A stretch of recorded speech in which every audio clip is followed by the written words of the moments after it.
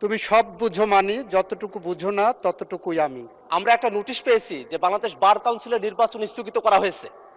সেই স্থগিতকরণের কারণ হিসেবে বলা হয়েছে যে দেশে তীব্র জ্বালানি সংকট, এই কারণে বার কাউন্সিলের নির্বাচন স্থগিত করা হলো।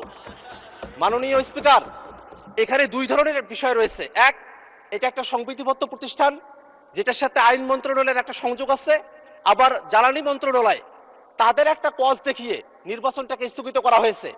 মাননীয় স্পিকার, আপনি জেনে থাকবেন যে দি বাংলাদেশ লিগাল প্র্যাকটিশনার্স এবং বার কাউন্সিল অর্ডারের বিধান অনুযায়ী 3 বছর অন্তর অন্তর নির্বাচন হওয়ার কথা। যদি নির্বাচন করার মতো পরিবেশ না থাকে, অর্থাৎ প্যান্ডেমিক হয় বা অ্যাক্ট অফ গডের মতো কোনো ধরনের দুর্যোগ ঘটে, সেই সময়টাতে 1 বছরের জন্য একটা অ্যাডহক কমিটির বিধান করণের সময়টাতে করা হয়েছিল। কিন্তু অন্তর্বর্তীকালীন সরকার গঠন করার পরে সেই জায়গাটাতে কোনো অ্যাক্ট অফ গড বা প্যান্ডেমিক না থাকা সত্ত্বেও নির্বাচন না দিয়ে তখন একটা অ্যাডহক কমিটি করা হয়। সেই অ্যাডহক কমিটিটা এখনো পর্যন্ত চলমান রয়েছে। সেই অ্যাডহক কমিটি থেকে একটা গণতান্ত্রিক যাত্রায় উত্তরণের জন্য একটা নির্বাচনের সময়সীমা ঘোষণা করা হয়েছিল যে 19শে মেতে নির্বাচনটা অনুষ্ঠিত হবে। কিন্তু গতকাল মধ্যরাতে হঠাৎ করেই সেই নির্বাচনটা স্থগিত ঘোষণা করা হলো। প্রশ্ন হলো, আমরা যখন সংসদে জ্বালানি সংকটের কথা বলছি, মাননীয় সদস্য, আপনার মূল বক্তব্যটা বুঝতে পেরেছি। এটা কার্য বিবরণীতে আনার জন্য ভালো হবে, রেকর্ড থাকবে। আপনি দয়া করে একটা নোটিশ প্রদান করুন, এই বিষয়টা অ্যাড্রেস করবে, তখন মাননীয় আইনমন্ত্রী বক্তব্য রাখতে পারবে।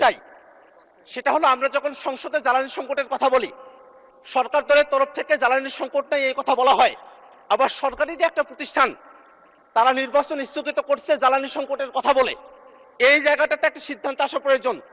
আসলে কি জ্বালানি সংকটের ইস্যু, নাকি একটা গণতান্ত্রিক প্রতিষ্ঠানকে দলীয়করণ ডাকা হবে সেইটা মূল ইস্যু?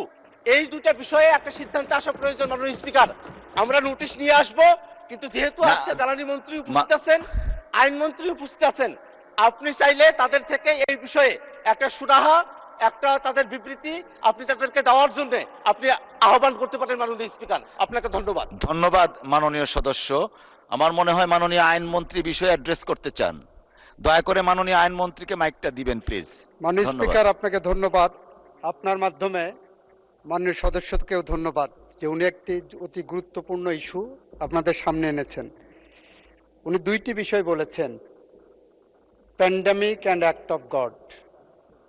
যেটা আনেননি সেটা হলো for any other reasonable cause, আইনের মধ্যে আছে, ওই পার্টটা উনি আনেননি। যতটুকু ওই একটা কবিতায় পড়েছিলাম, তুমি সব বুঝো মানি, যতটুকু বুঝো না ততটুকুই আমি।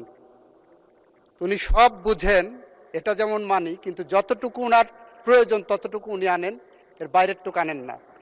অবশ্যই সংসদের, অবশ্যই নির্বাচনে যাওয়ার জন্যই এই 8 সপ্তাহ বা 7 সপ্তাহ 8 সপ্তাহ সরকার দায়িত্ব গ্রহণের পরে, গত 18 মাসে যখন নির্বাচন হয়নি, আমরা দায়িত্ব গ্রহণ করার পরেই বার কাউন্সিলের নির্বাচন উদ্যোগ গ্রহণ করেছি। এবং সেই ব্যাপারে বার কাউন্সিল একটি স্বায়ত্তশাসিত প্রতিষ্ঠান, আপনি জানেন, তারা স্বকীয়ভাবে স্বাধীনভাবে সিদ্ধান্ত নেন। মাননীয় স্পিকার, বার কাউন্সিলের উনি যে কথাটা বললেন জ্বালানি মন্ত্রণালয়কে টেনে এনে শুধুমাত্র একটা কারণে, সেই প্রেস রিলিজ আমিও পড়েছি, আমার নোটিশও এসেছে।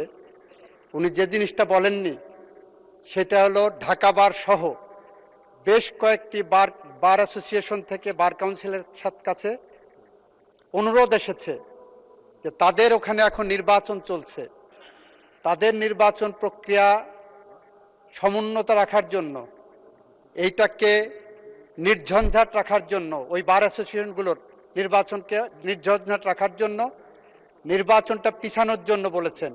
এবং বার কাউন্সিল একটি সংবিধিবদ্ধ সংস্থা হিসাবে বিভিন্ন বার অ্যাসোসিয়েশনের সেই অনুরোধটাও রক্ষা করেছেন। ফলে এই পার্টটা কিন্তু উনি বলেননি।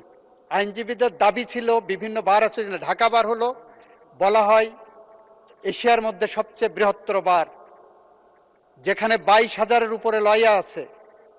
সেই বারের নির্বাচন সামনে, 29 তারিখে সেই বারের নির্বাচন, সেই নির্বাচন প্রক্রিয়াকে সামনে রেখে সেই অ্যাসোসিয়েশনের পক্ষ থেকে যে অনুরোধ এসেছে, বার কাউন্সিল আমি মনে করি তাদের নিজস্ব মেধা, প্রজ্ঞা, স্বকীয়তা এবং স্বাধীনতা অ্যাপ্লাই করেছেন। সেই কারণে সেখানে আমরা কোনো হস্তক্ষেপ করিনি।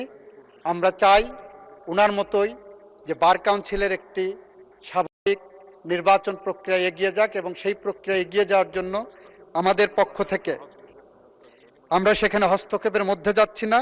আমরাও চাই, ওনার মতোই চাই, বার কাউন্সিল স্বাধীনভাবে সিদ্ধান্ত নিয়ে তারা এই ব্যবস্থা গ্রহণ করবেন। আপনাকে ধন্যবাদ মাননীয় স্পিকার, মাননীয় সংসদ সদস্যকে ধন্যবাদ। ধন্যবাদ মাননীয় আইনমন্ত্রী।